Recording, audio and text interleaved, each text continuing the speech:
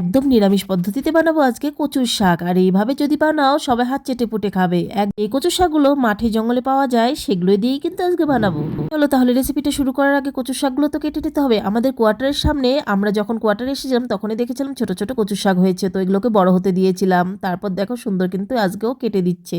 আর এটাকে আমি লোকাল কচু বলি, তোমরা কে কি বলো সেটা কিন্তু জানিও অবশ্যই। আর এই কচুর শাকটা কিন্তু খেতে বেশ ভালো লাগে। বাজার থেকে যে শোলা কচু পাওয়া যায় সেই তুলনায় কিন্তু এই লোকাল কচুর শাকটা অসাধারণ লাগে খেতে। তো দেখো কেটে নিয়েছি সুন্দর করে, এখন ভালো করে ধুয়ে পরিষ্কার করে নেব।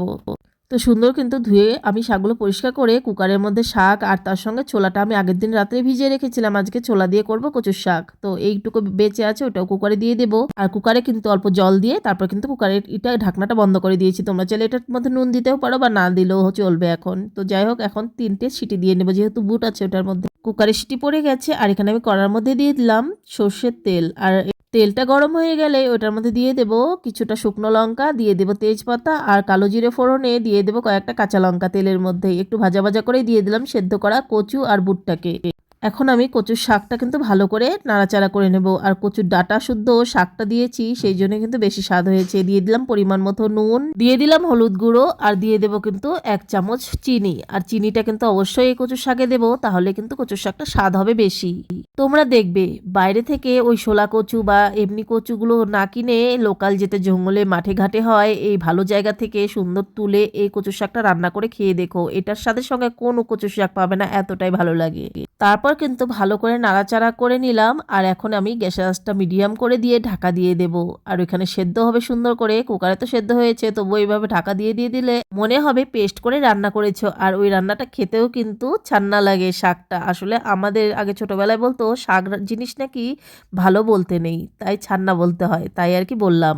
2-3 বার করে আমি ঢাকনা দিয়ে দিয়ে তারপর কিছুক্ষণ পর পর তুলে নিয়ে এইভাবে হাতা বা খন্তির সাহায্যে চেটকে দিতে হবে, তাহলে কিন্তু শাকটা একদম ছান্না মানে একদমই মিহি হবে আর একটার সঙ্গে একটা লেগে যাবে আর খেতে হবে ইয়াম্মি। পেঁয়াজ রসুন ছাড়া একদম নিরামিষ পদ্ধতিতে এইভাবে কচুর শাক রান্না করে দেখো তোমরা। তারপর কিন্তু আবারও ঢাকা দিয়ে দিলাম কিছুক্ষণ পর, এখন আবারও তুলে নিব। এইভাবে ঢাকা দিয়ে করতে করতে দেখো কত সুন্দর একদম একটুখানি হয়ে যাচ্ছে আর কিন্তু জলটাও শুকিয়ে এসছে। যত জলটা শুকিয়ে আসবে, যত ভাজা ভাজা করবে কচুর শাক হবে অতটাই ভালো।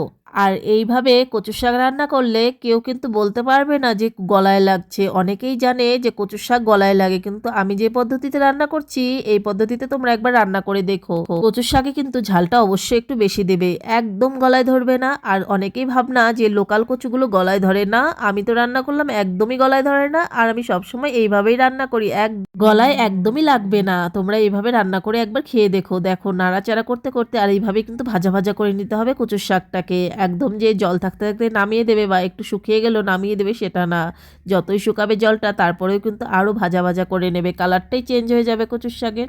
কতগুলো শাক নিয়েছিলাম, হয়ে গেছে কিন্তু একটুখানি। এইভাবে যদি শাক রান্না করে দাও না, এই দিয়েই 1 থালা ভাত শেষ হয়ে যাবে, এতটাই ছান্না হয় এই শাক। নামিয়ে নিলাম ভাজা ভাজা করতে করতে, দেখো কচুর শাকের কালারটা কতটা চেঞ্জ হয়ে গেছে আর কতটুকু হয়ে গেছে। আমাদের আসামে কিন্তু এই লোকাল কচুর শাকটা কিনতে পাওয়া যায়। আর তোমরা একদম সেম আমি যেভাবে বানিয়েছি তোমরাও একদম সেম এইভাবেই কিন্তু নিরামিষ বুট দিয়ে কচুর শাকটা বানিয়ে ফেলতে পারো।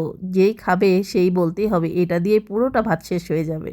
আজকের এই নিরামিষ কচুর শাকের রেসিপিটা তোমাদের কেমন লাগলো কমেন্ট করে জানাতে ভুলো না। তোমাদের একটা লাইক একটা কমেন্ট আমাকে আরো উৎসাহ করে তুলবে সুন্দর সুন্দর নিত্য নতুন রেসিপিগুলো তোমাদের সঙ্গে শেয়ার করার জন্য।